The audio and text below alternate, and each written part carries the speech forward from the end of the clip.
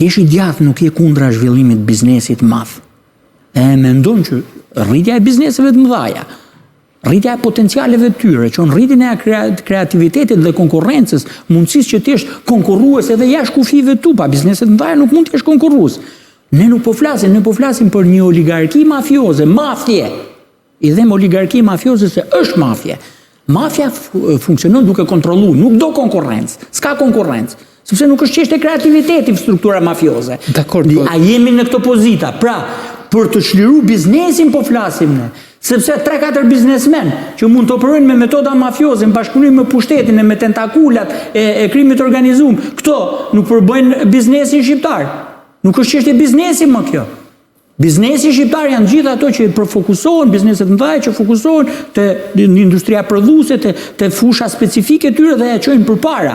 Te këto biznese tjera që vinë dhe ndërtojnë forma për ta vrarë konkurrencën, pikërisht bëjnë këtë që vrasin nëse ka kush që vuan sot në Shqipëri, biznesi i madh vuan më shumë se çdo kush.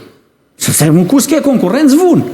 Po si ta marrësh Mesin, ta futesh me një ekip ku luhet me dorë, do vuj Mesi aty, se s'ka s'bën dot gol me këmbë. Pra kanë ndryshuar rregullat e lojës. Pra thelbi është ky. A duam ne të merremi me këtë? Është vështirë kjo. Është vështirë dhe problematike.